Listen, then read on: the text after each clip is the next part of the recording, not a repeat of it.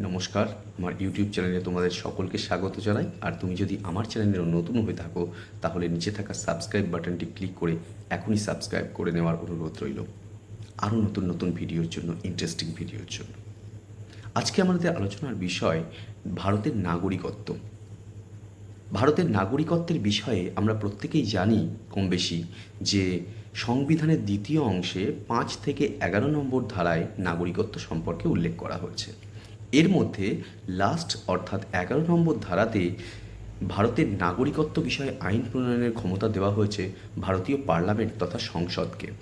1950 সালে 26শে জানুয়ারি ভারতের সংবিধান চালু হওয়ার পর 1955 সালে প্রথম ভারতের নাগরিকত্ব আইন পাশ করা হয়, অর্থাৎ ইন্ডিয়ান সিটিজেনশিপ অ্যাক্ট 1955। 1955 সালের এই আইনে আমরা নাগরিকত্ব সম্পর্কে বিভিন্ন গুরুত্বপূর্ণ তথ্য পাই, অর্থাৎ নাগরিকত্ব কাকে বলা হচ্ছে এবং নাগরিকত্ব কারা পাবে, অর্থাৎ জন্মসূত্রে, রেজিস্ট্রেশনের ভিত্তিতে, বংশ পরম্পরায়, এরকম বিভিন্ন বিষয় উল্লেখ আছে যে কারা নাগরিকত্ব পাবে, বা কোনো ভূখণ্ড যদি ভারতবর্ষে যুক্ত হয় তারা নাগরিকত্ব পাবে। এই টোটাল বিষয়টা রয়েছে এবং কী কীভাবে আমাদের নাগরিকত্ব হারিয়ে যেতে পারে বা কেড়ে নেওয়া হতে পারে সেই বিষয়গুলো টোটালটা উল্লেখ আছে।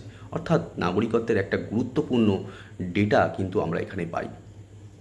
1955 সালের নাগরিকত্ব আইনটি প্রথমবার 1986 সালে সংশোধিত হয়। এরপর 1992 সালে দ্বিতীয়বার 2003 সালে, চতুর্থবার 2005 সালে, পঞ্চমবার 2015 সালে এবং লাস্ট অর্থাৎ ষষ্ঠবার 2019 সালে ভারতের সিটিজেনশিপ অ্যামেন্ডমেন্ট অ্যাক্ট পাশ হয়। এই 6বার টোটাল ভারতীয় যে নাগরিকত্ব আইন তা সংশোধিত হয়। এ প্রসঙ্গে বলে রাখি, 2003 সালে যখন সিটিজেনশিপ অ্যামেন্ডমেন্ট অ্যাক্ট পাস হয় সে সময় প্রধানমন্ত্রী ছিলেন অটল বিহারী বাজপেয়ী।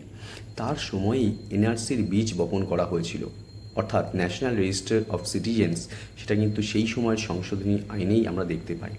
এরপর 2015 সালে নরেন্দ্র মোদীর সরকার ক্ষমতায় এসেই ওভারসিজ সিটিজেন্স যারা রয়েছেন তাদের জন্য কিন্তু নাগরিকত্বের ব্যবস্থা করেন, অর্থাৎ যারা ভারতীয় বংশোদ্ভূত বা প্রবাসী ভারতীয় রয়েছেন তাদেরকে নাগরিকতা দেওয়ার ব্যাপারে উৎসাহ প্রদান করেন।